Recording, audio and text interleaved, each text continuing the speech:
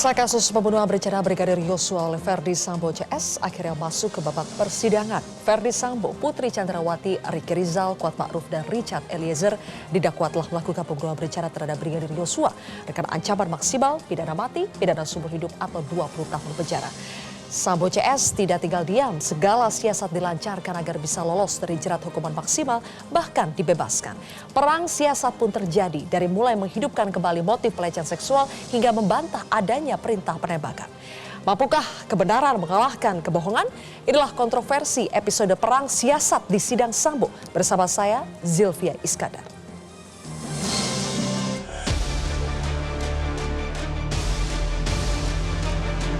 Terdakwa Verdi Sambo SHSI KMH yang sudah mengetahui jika menembak dapat merampas nyawa, berteriak dengan suara keras pada saksi Richard Eliezer Budihang Lumiu, "Woi, kau tembak, cepat!" Saudara sudah mengerti atas dakwaan dari jaksa penuntut umum tadi? Mohon maaf Yang Mulia, saya tidak mengerti akan dakwaan tersebut. Kami melihat di sini dakwaannya sudah cermat, sudah tepat.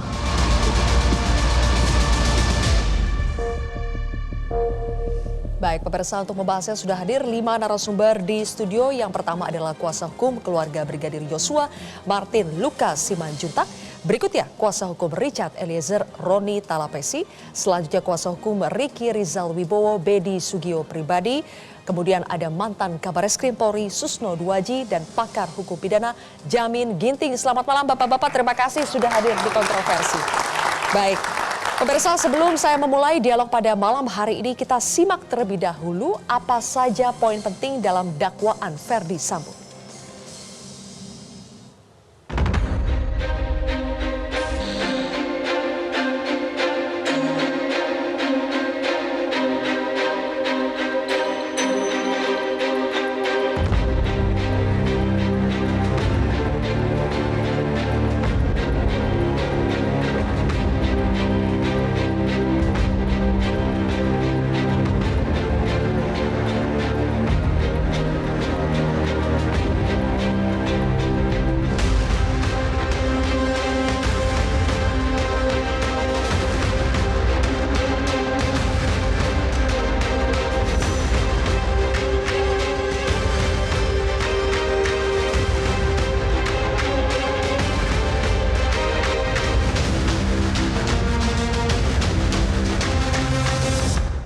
Baik, pemirsa, saya langsung ke Bang Martin. Bang Martin, menurut Anda apakah dakwaan JPU kepada Verdi Sambo sudah tepat untuk menjerat Sambo dengan pasal 340?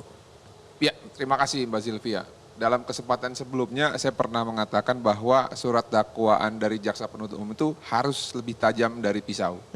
Nah, memang pada kesempatan hari Senin lalu ya, ketika kita mendengarkan surat dakwaan itu, bukan hanya setajam pisau, ternyata memang dakwaan ataupun surat dakwaan dari JPU ini juga mengakomodir terhadap hal-hal yang belum pasti. Ya, seperti mereka menduga kan ada kekerasan seksual itu ya. Nah, di dalam dakwaan tersebut ya, rumusan dari surat dakwaannya secara formil sudah tepat. Ya, identitas segala macam itu sudah pas ya. Lalu yang kedua, mengenai materinya, cermat, jelas dan lengkap. Uraian peristiwa pidana, pasal-pasal ya, itu juga dan juga bagaimana si para pelaku ini merencanakan pembunuhan dan juga melakukan pembunuhan itu juga sudah pas. Bahkan tadi saya bilang tadi, saya juga memberikan aplaus juga. Ternyata memang rekan-rekan dari jaksa penuntut umum ini berempati terhadap harkat martabat yang selama ini hancur ya akibat dugaan tanpa bukti. Dalam surat dakwaan tersebut jelas didalilkan bahwa informasi yang dilihat oleh ataupun diterima oleh si KM itu hanya sepihak ya, yang belum pasti kebenarannya. Nah, ini kata kunci Mbak Zilvia.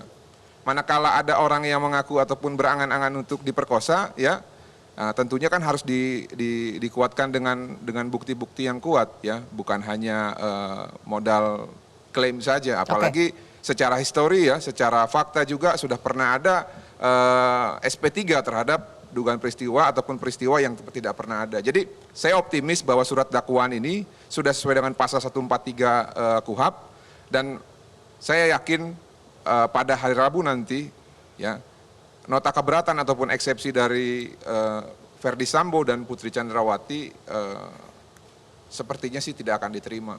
Oke. Dan sidang akan lanjut ke tahap pembuktian. Karena tidak elok rasanya ya, ini terlepas dari pesimistik kami terhadap eksepsi dari para penasihat hukum ataupun terdakwa dari Ferdi Sambo dan PC, memang kalau kita lepaskan hal tersebut, yang paling baik dan benar secara hukum dan juga secara kepuasan masyarakat ya, memang majukan kasus ini ke tahap pembuktian. Biar semuanya bisa terang benderang. Terima kasih. Baik, tapi intinya menurut Anda dakwaan JPU kepada Ferdi Sambo CS ini sudah tepat ya? Oke. Betul sekali. Tidak hanya Sambo yang dijerat dengan pasal 340 pemirsa, tapi juga Ricky Rizal, Pak Bedi. Poin mana dari dakwaan JPU yang membuat hari ini Ricky Rizal mengajukan eksepsi atau nota keberatan? Silakan, itu sudah menyala. Ya. Ya, terima kasih waktunya. Di sini tentu ada teknik hukum beracara ya di pengadilan. Kita tidak bisa textbook antara penerapan hukum kita di Fakultas Hukum dengan teknik beracara di pengadilan, terutama untuk advokat. Di sini kalau kita boleh runut sedikit tentang kasus utama pembunuhan terhadap mendiang Joshua, saya sepakat bahwa dari rangkaian peristiwa yang dikonstruksikan oleh JPU tidak terbantahkan. Tidak terbantahkan, tidak terbantahkan telah terjadi bahwa pembunuhan telah berencana. terjadi pembunuhan. Soal sebab kausalitas kenapa terjadi pembunuhan sudah tidak diperlukan lagi karena sudah lewat tentang adanya pelecehan, tentang adanya perbuatan asusila. Fokus saja advokat yang mendampingin Sambo ataupun Ibu PC itu fokus saja kepada pembuktian nanti posisinya. Siapa yang mendalilkan tentang keringanan terhadap kliennya atau kelirunya penerapan hukum, silakan dibuktikan aja dengan 5 alat bukti yang ada posisinya. Kalau saya sebagai karena kita tim di Brikpap RR, kita kenapa membuat eksepsi? Kita tahu, kita masuk ke materi tentunya akan ditolak, kita paham. Tapi kita memberi pembelajaran bahwa selama ini semuanya dikenakan pasal 340 ya, primer, 338, jungto, pasal 55, 56-nya dihilangkan, whatever saya nggak tahu reasoningnya apa. Tetapi posisi RR kita harus beritahu. Peristiwa pidana yang terjadi kepada RR seperti yang di dalam BAP yang hampir lembar 1900 sekian halaman, kita membaca dengan cermat, kemudian dengan dakwaan jaksa, kita bisa melihat bahwa semuanya didudukkan dalam proporsi konstruksi hukum yang sama. Padahal kalau kita lihat posisinya, terutama RR, jaksa mendalilkan telah terjadi perencanaan pembunuhan itu dari Magelang. Dengan asumsi bahwa mengamankan senjata adalah bagian dari perencanaan jahat. Dan RR disebut sudah mengamankan senjata Yosua sejak berada di Magelang. Itu yang di dalam dakwaan. Tentunya dakwaan jaksa seperti main puzzle yang tidak nyambung. Reasoningnya bahwa kenapa dia mengamankan senjata tersebut, telah terjadi peristiwa yang unsolvable, yang belum terpecahkan, telah terjadi dugaan pelecehan yang selama ini dimainkan oleh pihak-pihak tertentu terhadap Kenapa Anda sebut itu dimainkan? Apakah dari keterangan Ricky Rizal memang dia juga tidak tahu persisnya ada pelecehan seksual atau tidak? Masalahnya adalah dari peristiwa pertengkaran Joshua dengan Kuat Ma'ruf, kemudian ada tangisan dari pembantu Susi, sempat ditanyakan ada apa, semua tidak ada menjawab, tidak ada yang tahu. Ya kan? Kemudian Tidak sama sekali disebut ada pelecehan seksual. oh tidak ada. Tidak ada. Tidak ada. Jadi saya memberikan statement berdasarkan bukan dari klien, tetapi keterangan dari terdakwa yang lain yang akan menjadi saksi kami, terdakwa dari RR yang akan menjadi saksi Baik. terdakwa yang Sehingga lain. maksud Anda ketika RR didakwa mengamankan senjata Yosua, tidak jelas juga alasannya untuk mengamankan senjata itu untuk apa? Ada di seninya. Karena terjadi pertengkaran Joshua dengan Kuat Ma'ruf, Joshua ini kan memegang senjata dua, laras panjang dan laras pendek. Kuat Ma'ruf memegang pisau. Seorang polisi, apalagi yang sudah terlatih, kalau dirinya terdesak, apakah itu notwear, apakah itu overmah, dia akan lari, dia akan ambil senjata itu. Baik, untuk jadi maksud membela diri. Anda Ricky mengamankan senjata Yosua karena sudah mulai membaca situasi ada yang tidak beres tidak antara beres Kuat dan dengan akan Yosua. potensial. Potensi bisa ribut. Oke. Kalau itu tidak dilakukan mengamankan high risk, kalau diamankan resikonya lebih besar atau lebih kecil. Baik. Dia memilih resiko meminimalisir kalau itu terjadi. Kalau Baik. tidak terjadi, it's okay, no problem. Pak Bedi, saya ingin memutarkan ada pernyataan dari Ricky Rizal yang menarik sebelum sidang. Ketika sebelum dakwaan dibacakan, Ricky Rizal menyampaikan duka cita atas meninggalnya Brigadir Yosua. Kita simak pernyataan selengkapnya. Ya. Mohon izin Yang Mulia, dalam kesempatan kali ini izinkan saya untuk menyampaikan duka cinta yang mendalam atas meninggalnya rekan saya Yosua. Semoga Tuhan memberikan kekuatan dan ketabahan kepada keluarga yang ditinggalkan Yang Mulia. Terima kasih atas waktu yang diberikan Yang Mulia. Amin, amin. Terima kasih. Baik, dari 5 orang terdakwa pembunuhan berencana Brigadir Yosua, hanya ada 2 yang menyampaikan duka cita dan juga permohonan maaf. Richard Eliezer dan juga Ricky Rizal. Pertanyaan saya, ketika Ricky Rizal memilih untuk menyampaikan duka citanya pada momen persidangan perdananya, apakah memang karena Ricky Rizal merasa menyesal tidak bisa melindungi Yosua rekannya ketika dia tahu Sambo akan membunuh Yosua? Perspektif bisa liar. Tetapi yang saya tangkap posisinya, mereka berdua ini adalah bagian dari keluarga besar kepolisian yang ditugaskan, terutama untuk RR, adalah untuk mendampingi putra dari FS dan PC yang di Magelang. Dia tidak ditugaskan di Jakarta. Baik. Demikian intensnya pertemanan mereka, pertemuan mereka sesama bawahan, itu tentu terjalin ikatan emosional yang sangat tinggi. Apapun penyebab dari kejadian tersebut, ada yang RR lihat bahwa dia adalah korban pembunuhan. RR juga adalah korban dari Sambo. Bukan, maksud saya Joshua adalah korban pembunuhan. Itu fakta, tidak bisa dibuktikan. Oke. Sebagai manusia yang beriman, sebagai teman yang mempunyai ikatan yang sangat dalam, saya rasa baru kali ini dia mengungkapkan. Karena apa? Selama ini dia tidak bisa mengungkapkan karena sudah masuk di dalam tahanan. Baik, Pak Bedi. Itu yang Oke. dia sampaikan pada saat kita menjenguk. Baik.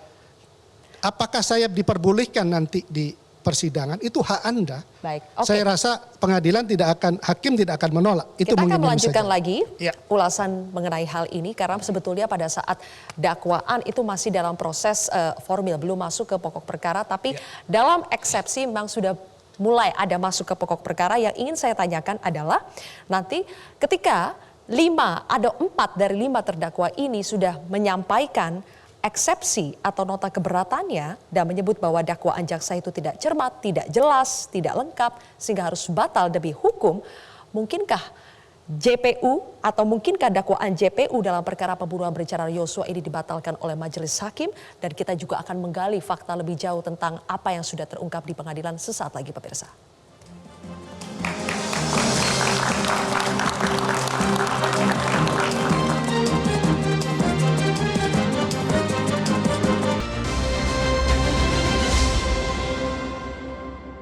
Saya menyampaikan turut berbelasungkawa yang sedalam-dalamnya untuk kejadian yang telah menimpa almarhum Bang Yos.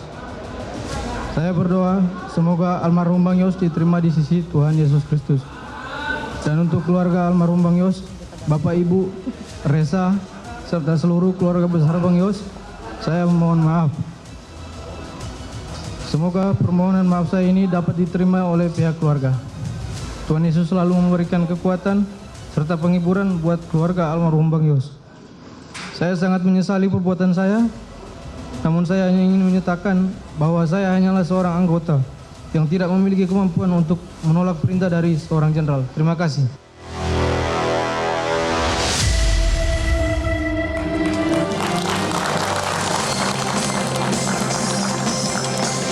Eliezer yang menerima dakwaan jaksa dan tidak mengajukan eksepsi atau keberatan. Apakah karena status Eliezer sebagai justice collaborator, Bang Roni?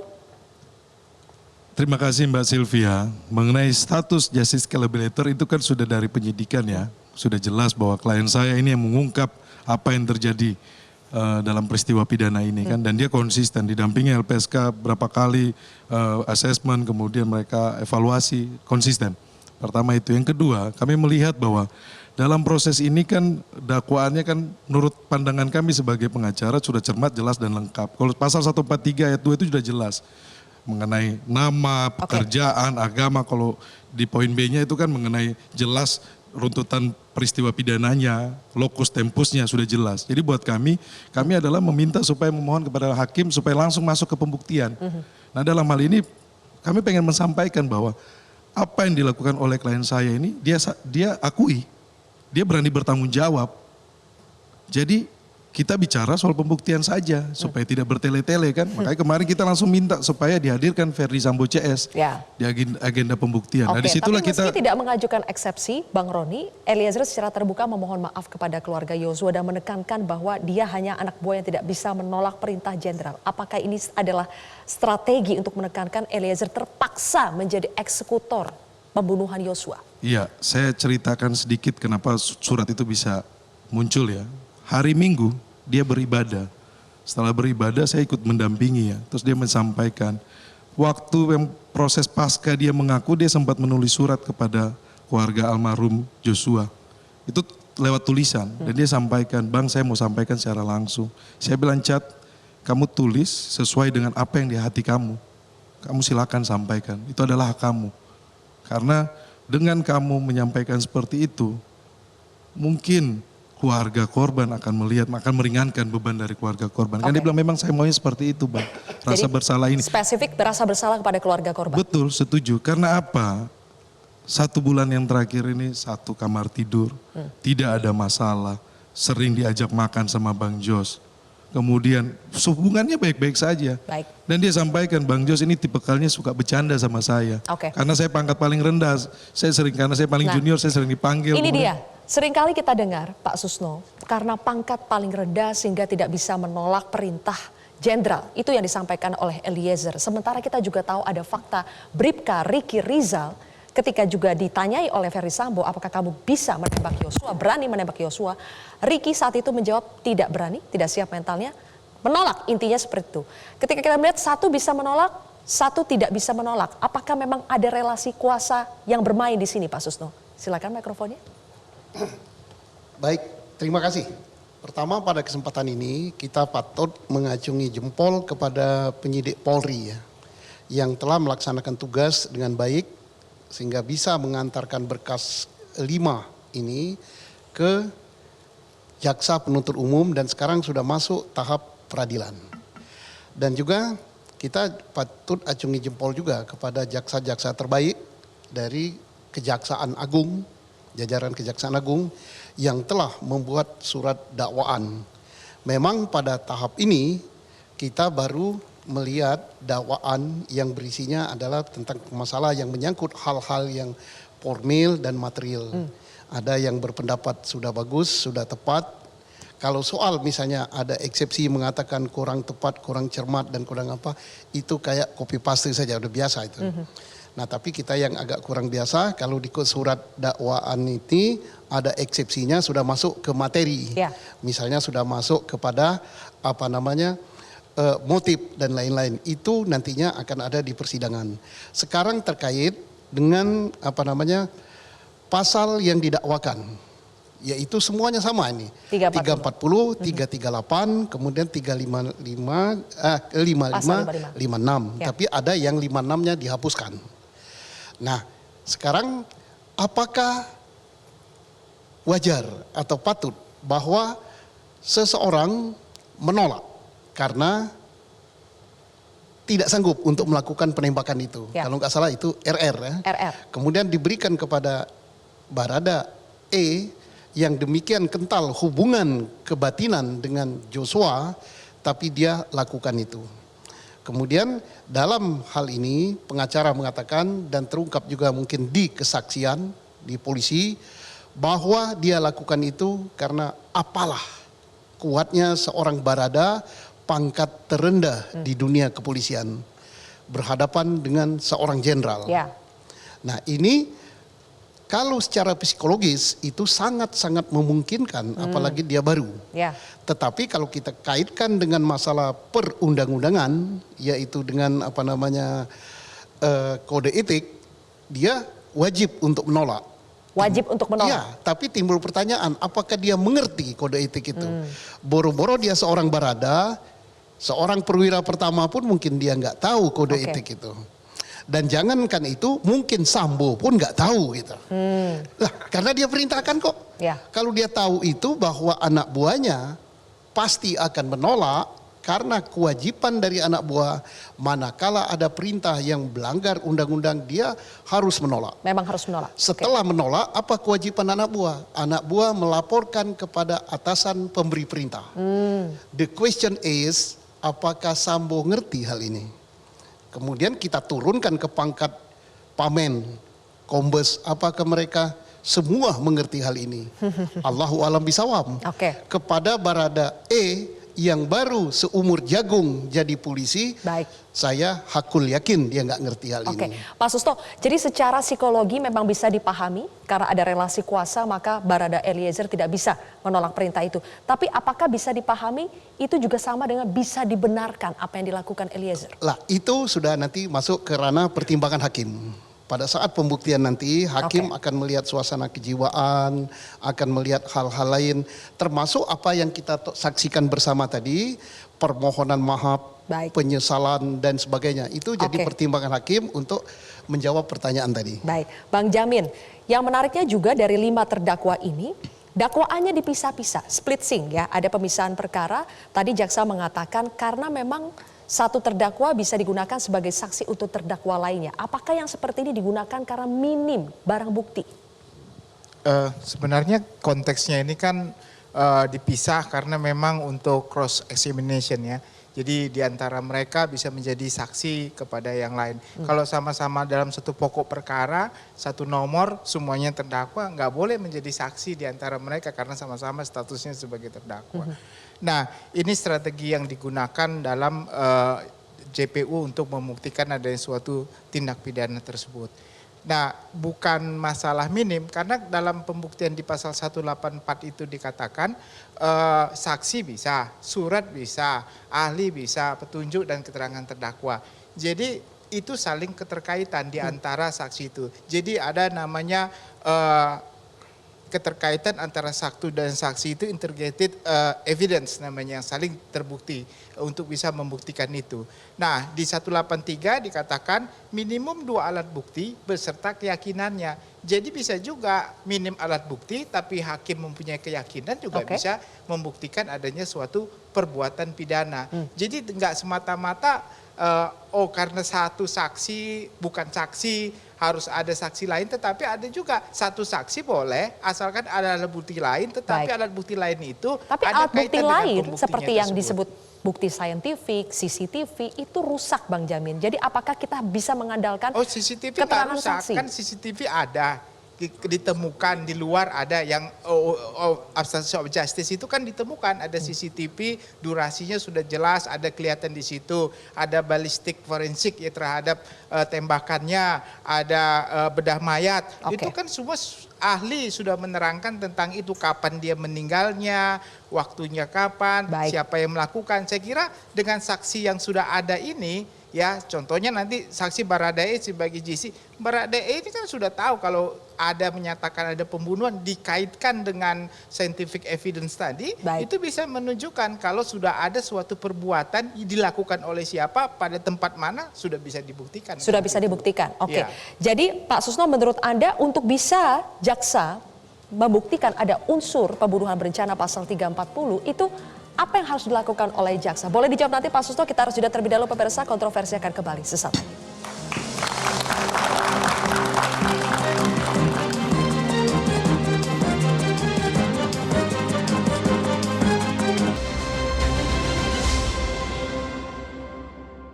Saudara sudah mengerti atas dakwaan dari jaksa penuntut umum tadi? Mohon maaf Yang Mulia, saya tidak mengerti akan dakwaan tersebut. Tidak mengerti? Iya, saya tidak mengerti.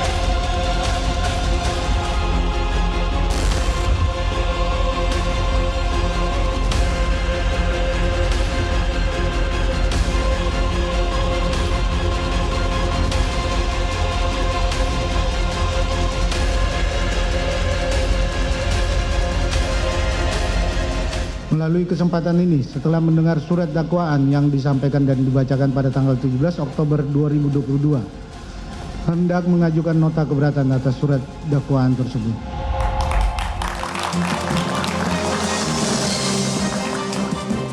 Putri mengaku tidak paham dakwaan tapi langsung mengajukan eksepsi. Bagaimana komentar Anda, Bang Martin?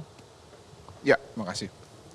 Sebenarnya kan kalau kita merujuk terhadap hukum acara, ketika seorang terdakwa dibacakan surat dakwaan dan tidak mengerti, hakim akan menanyakan apakah ingin dibacakan ulang, atau yang kedua, poin-poin mana yang tidak dimengerti. Nah yang ketiga kan berarti kan sebenarnya gini, Putri kan punya penasihat hukum. Let's say dia nggak ngerti lah, kita anggaplah dia sebagai orang biasa yang tidak paham hukum. Nah itulah guna dari penasihat hukumnya untuk memberikan nasihat hukum mengenai apa yang dimaksud dengan surat dakwaan yang didakwakan kepada yang bersangkutan. Nah saya pikir kan akhirnya Putri Chandrawati ini kan sudah mengajukan nota keberatan. Nah akhirnya poin-poin yang didakwakan itu kan disampaikan juga oleh penasihat hukum kepada Putri sehingga Putri setuju untuk mengajukan nota keberatan. Nah oleh karena itu diajukanlah nota keberatan. Oke, tapi intinya tetap saja narasi yang dipakai oleh pihak Putri adalah ada kejadian pelecehan seksual yang terjadi di Magelang, bahkan Yosua disebut membanting Putri sampai mengancam akan membunuh Putri Sambo dan anak-anaknya. Kita simak dulu cuplikannya. Pakaian saksi Putri Chandrawati yang sebelumnya dilepas secara paksa oleh Nofriansyah Yosua Huta Barat sambil berkata, "Tolong Bu, tolong Bu." Lalu Nofriansyah Yosua Huta Barat menutup pintu kayu berwarna putih dan memaksa saksi Putri Chandrawati untuk berdiri agar dapat menghalangi orang yang akan naik ke lantai 2 rumah Magelang. Namun saksi Putri Chandrawati menolaknya dengan cara berusaha menahan badannya. Kemudian Nofriansyah Yosua Huta Barat membanting tubuh saksi Putri Chandrawati ke kasur dan kemudian kembali memaksa saksi Putri Chandrawati untuk berdiri sambil mengancam. "Awas kalau kamu bilang sama Ferdi Sambo, saya tembak kamu, Ferdi Sambo, dan anak-anak kamu." Jadi Yosua dituding melecehkan membanting sampai mengancam membunuh Putri, Sambo, dan anak-anak mereka, Bang Martin? Iya. Ya suka-suka mereka lah. Soalnya kan begini Mbak Sylvia ya. Yang pertama, narasi ini kan sudah pernah dibungkam ya melalui SP3 dan kurang lebih ceritanya sama. Ya. Lalu ditarik lagi ke Magelang. Mbak Sylvia tahu nggak? 3 hari sebelum kejadian tersebut ya, yang mereka bilang terjadi itu, Bu Putri itu masih memuji-muji Joshua. Bahkan ada di dalam kamar bareng-bareng lagi nyetrika baju anaknya. Nah sekarang yang jadi pertanyaan, kalau tiba-tiba terjadi banting-membanting, kita pernah membuka peluang nggak untuk berpikir jangan-jangan ini sebenarnya yang mau dilecehkan tuh Joshua gitu loh.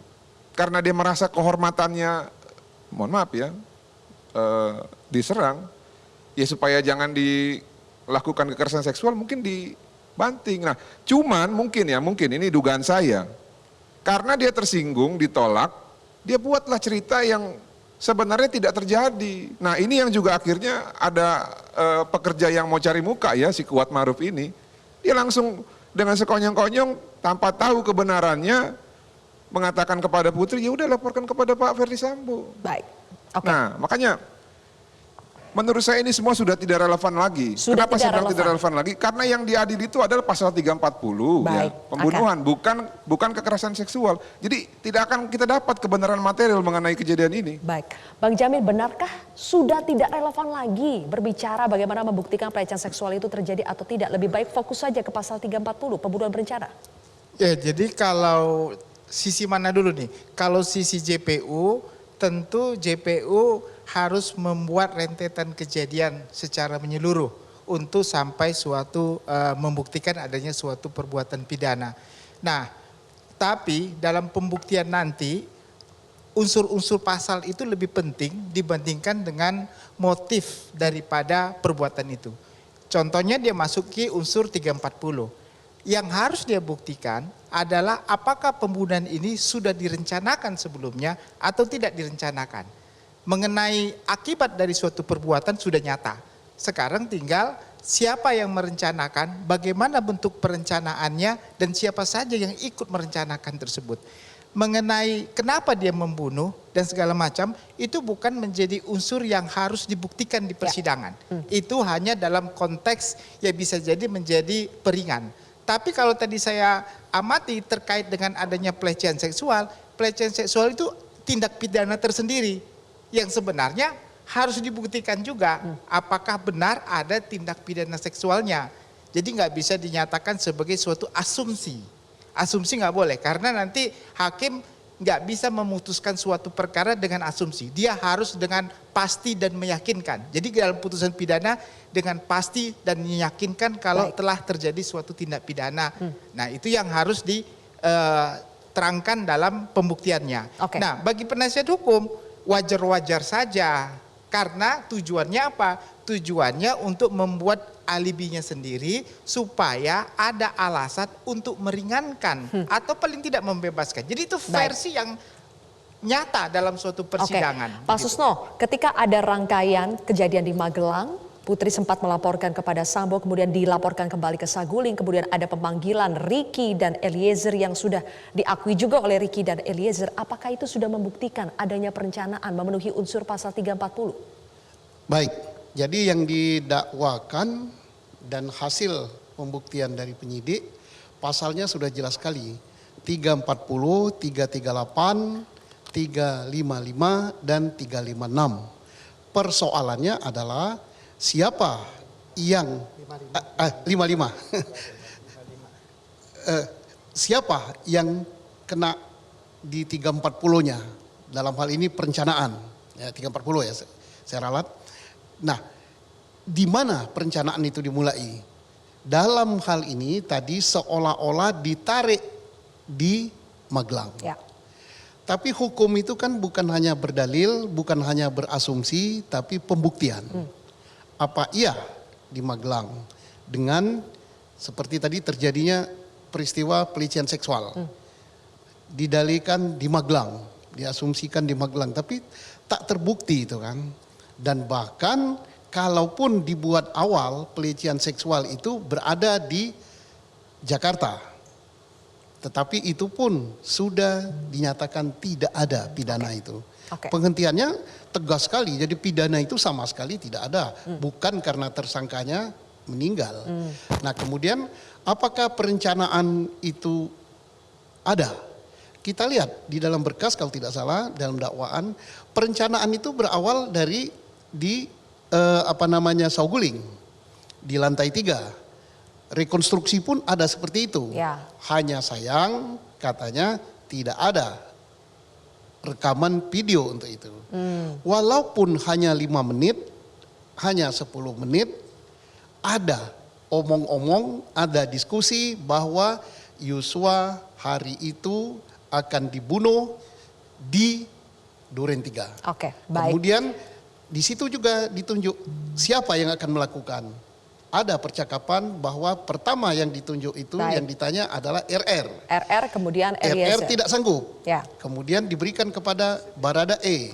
Nah Baradae melakukan itu. Ini jelas perencanaan. Jelas perencanaan Pak Susno, tapi sebagai Anda juga mantan penyidik, Sambo juga mantan penyidik, apakah naluri sebagai mantan penyidik untuk bisa berkelit dari pasal 340 itu besar sekali dan mudah untuknya berkelit?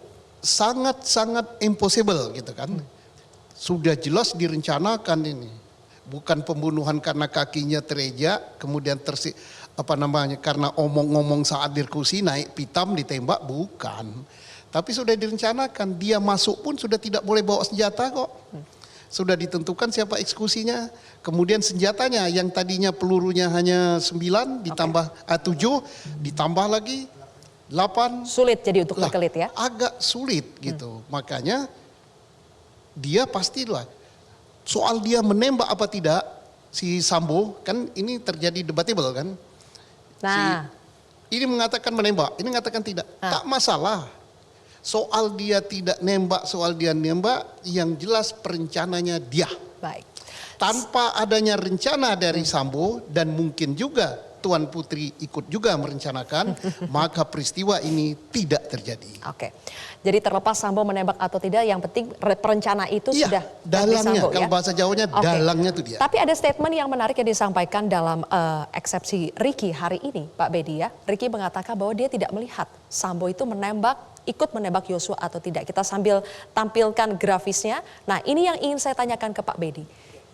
Bagaimana mungkin Ricky Rizal yang berada di TKP itu tidak melihat Sambo itu menembak atau tidak? Baik, terima kasih. Ini kalau rentetan peristiwa Rexfate tentang rencana pembunuhan sudah dibahas oleh Pak Susno, sudah saya sampaikan tadi di Saguling. Penolakan oleh RR itu sudah bukan RR sendiri yang mengatakan, tapi FS sendiri mengatakan bahwa yang bersangkutan menolak untuk menembak karena dia tidak punya kekuatan mental untuk itu. Kemudian berpindah ke Duren 3? Duren 3, saya ceritakan sedikit supaya clue-nya nyambung. Setelah Baradae dipanggil ke atas, RR turun ke bawah. Tidak tahu itu selanjutnya tentang pembahasan tentang apa. Itu hanya 3 menit, kemudian Bu Putri menganjurkan semuanya untuk naik mobil. Belum tahu kemana arahnya, naik semua mobil. Sampai di perjalanan, RR ini kan driver. Kemana Bu posisinya? Dijawab ke Duren 3. Oke, karena memang dia harus tahu tujuannya, nggak mungkin hanya setir. Sampai ke sana, posisinya sampai di kediaman Duren 3. Para pihak masuk posisinya. Kemudian kalau saya tidak lupa posisinya dipanggil Baradae untuk posisinya menghadap. Kemudian menanyakan di mana senjata Joshua. Langsung ke pertanyaan saya Pak Bedi. Jadi sebetulnya Ricky Rizal ini melihat atau tidak? Oh iya, langsung poin ke sana ya. Oke. Pada saat eksekusi dilakukan oleh Baradae, dia melihat.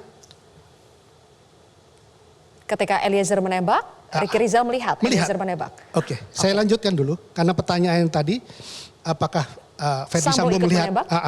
pada saat setelah penembakan ada handy talkie berbunyi di kepunyaan RR. Dia kemudian seketika respon turun. Dalam artian apa yang terbersit di benak dia saya tidak tahu. Tapi saya jawab saya ingin menghindar dari situasi ini. Karena satu, saya sudah menolak pada waktu di Saguling. Baik. Saya ingin turun, kemudian setelah turun, kan memang saya lupa namanya yang memanggil di HT tersebut turun. Setelah itu berapa menit dia naik, terdakwa FS, begitu naik lagi, terjadi penembakan 7. Intinya ketika HT berbunyi, apakah Ricky Rizal sempat berpindah tempat? Oh iya, turun. Turun. Kejadiannya di atas? Kejadiannya di atas. Turun? Turun. Jadi tidak melihat apakah Sambo ikut menembak atau tidak? Oke. Karena tidak bisa dipaksa juga seorang yang melihat. Rekonstruksinya di bawah kan lokasi penembakan itu? Sorry, penembakan tidak di atas. Saya pikir waktu rekonstruksi itu ada di lantai di bawah ya, Pak? Dia keluar dari. Ada keliruan dari atas turun tadi tidak. Karena, sorry, saya ingat yang di Saguling. Oke, diingatkan. Intinya Anda yang mengatakan bahwa Ricky Rizal tidak melihat Sambo menembak atau tidak karena terdistraksi dengan bunyi HT tadi? Iya, dia keluar. Sorry, tidak turun tapi keluar ke halaman. Setelah itu. Sempat keluar ke halaman? Iya. Dan ketika masuk lagi? Di situ Sambo menembak, terdakwa Sambo menembak dinding. Ada Eliezer juga di situ, Bang Roni. Yang ingin saya tanyakan berikutnya, betulkah Putri tidak berada dalam lokasi ketika terjadi tembakan tersebut? Putri katanya di kamar. Apakah betul Putri di kamar atau Putri justru ikut menyaksikan penembakan tersebut? Karena Putri tertangkap kamera sempat berganti pakaian dari rumah Duren 3 menuju ke Saguling, itu sudah beda pakaiannya. Boleh dijawab nanti Bang Roni, kita harus jeda terlebih dahulu pemirsa. Kami akan kembali sesaat lagi.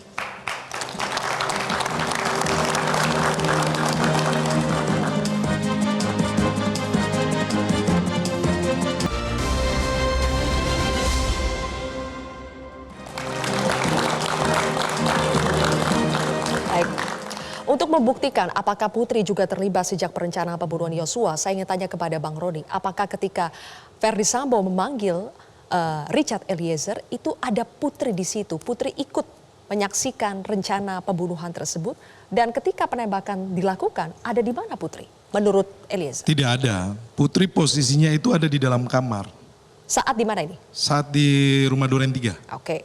Ini yang bicara soal eksekusi ya. Jadi tidak ikut menyaksikan penembakan? Tidak. Putri itu ada di dalam kamar. Karena Richard Eliezer ketika sampai dia naik ke atas, dia berdoa, itu ada di dakwaan. Nah nanti mengenai berdoanya itu kan jaksa sampaikan, menuguhkan hatinya salah. Tapi nanti kita sampaikan, kan ada hasil asesmen dari psikolog kita. Ketika dia mendapat perintah itu, di bawah tekanan, kemudian tidak berdaya dan dia sebagai... Tapi jaksa mengatakan Eliezer dalam keadaan tenang, tanpa keraguan. Nanti kita buktikan Mbak, kita kan punya hasil asesmen sendiri. Oke. Itu pertama. Terus yang kedua kan yang menembak kemudian dalam keadaan tenang. Nanti kita buktikan juga. Ketiga, masalah uang. Uang itu dikasih setelah pasca kejadian. Uang itu nggak diterima. Boro-boro diterima. Dia aja udah mikir bagaimana ini keluarga saya. Bagaimana ini pacar saya. Kejadian ini. Karena dan uang tersebut situasinya bukan situasi diiming-imingi sebelum pembunuhan. Bukan. Perlu kita sampaikan bahwa uang itu setelah kejadian 2 hari di lantai 2 di rumah Saguling. Oke. Gitu loh. Oke. Bagaimana dengan yang di rumah Saguling ketika ada perencanaan penembakan itu? Adakah Putri di situ ikut menyaksikan? Tadi saya sudah sampaikan keterangan klien saya, Putri tidak ada di lokasi. Saguling? Di Saguling. Kalau di Saguling, klien saya sampaikan ketika dia masuk, kemudian dilihat Ferdi Sambo ketika bicara duduk di sofa ada Putri. Itulah perintah itu muncul. Ini kan dibantah, kita nggak tahu CCTV-nya di mana kan. Nanti kita lihat di persidangan, kalau seandainya majelis hakim beranggapan bahwa ini penting, pasti majelis hakim bilang, coba kita lihat CCTV yang di rumah Saguling. Oke. Karena Bang menurut Roni, saya nggak mungkin kalau rumah sebagus terakhir itu. untuk Bang Roni, pihak Sambo menyebut skenario tembak-menembak dibuat untuk menyelamatkan Eliezer. Sebelumnya Sambo juga pernah berujar ke Komnas HAM kalau ia menyesal telah melibatkan Eliezer dan berjanji akan membebaskan Eliezer dari penjara. Apakah Anda melihat realisasi dari janji itu atau semakin jelas kalau pihak Sambo ingin menjadikan Eliezer sebagai tumbal? Betul. Kalau saya lihat arahnya ke situ, bahwa klien saya ini mau dikorbankan. Semua kesalahannya mau ditimpakan kepada Baradae. Ibaratnya ini kita gajah lawan semut, kita semut. Tapi tidak apa-apa, nanti kita buktikan di persidangan kan mengenai alat bukti yang lainnya kan. Saya pikir bahwa kerja dari tim sus ini tidak hanya dari keterangan Eliezer.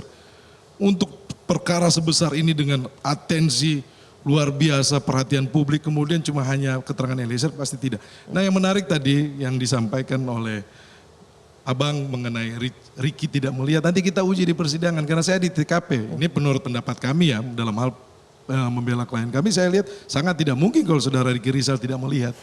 Karena jaraknya itu 2-3 meter, saya ada kok di TKP. Ya nanti kalau seperti ini, nanti kita minta majelis hakim untuk PS, pemeriksaan setempat, kalau perlu sidang di tempat, biar tahu posisinya seperti apa. Nah, kalau tidak melihat ada suaranya kan harusnya. Klien saya sampaikan bahwa dia nembak dan Ferdi Sambo ikut nembak. Dia nembak pertama, kemudian Ferdi Sambo maju nembak. Baik. Itu keterangan klien saya. Okay. Tetapi kalau tidak didukung alat kesaksian yang lainnya, sudah tidak apa-apa. Tetapi ingat, ada alat bukti yang lainnya juga kan. Nanti ada balistik, kemudian ini nafis, forensik. Nanti kita sama-sama lihat. Okay. Nah, baik. Bang Martin, saat ini hanya Eliezer saja. Seperti Eliezer menghadapi yang lain. Nah, bagaimana pihak dari Yosua melihat Eliezer ini sendiri dikepung oleh yang lainnya? Apakah ini bisa membuktikan kalau Yosua tidak bersalah, sama sekali tidak melakukan pelecehan seksual? Di dalam para pihak mungkin Eliezer sendiri. Tapi di dunia Eliezer itu pegang tangan Tuhan. Ya.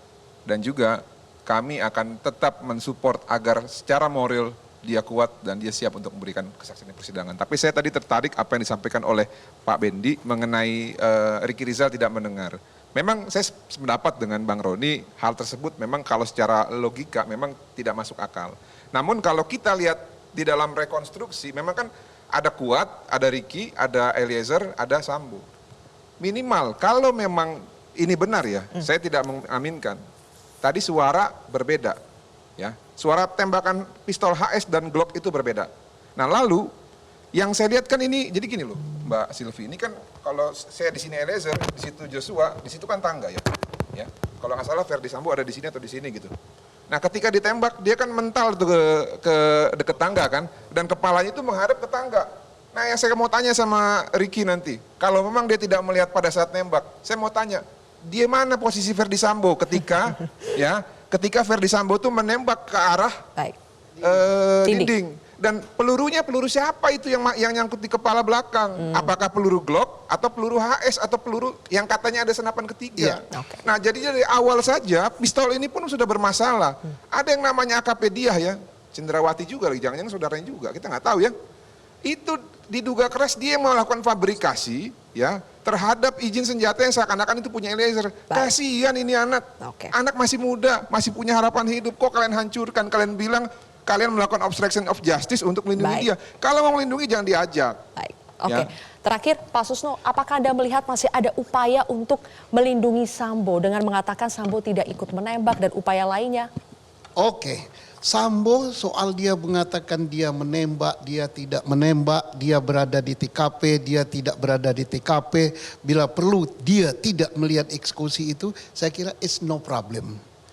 Karena otaknya itu Sambo. Dan termasuk juga Putri. Mengapa saya katakan demikian?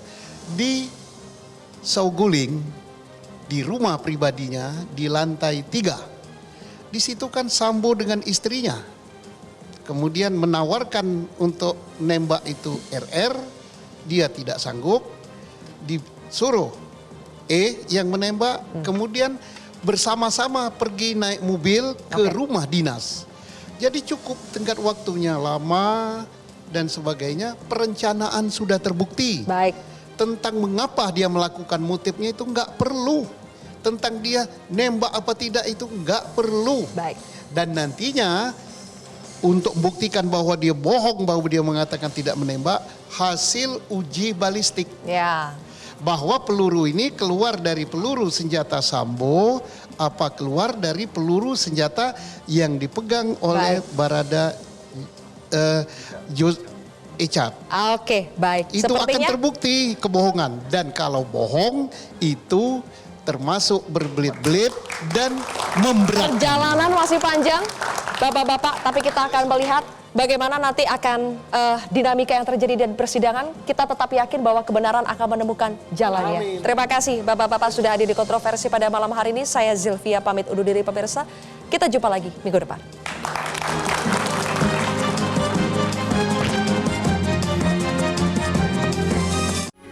Metro TV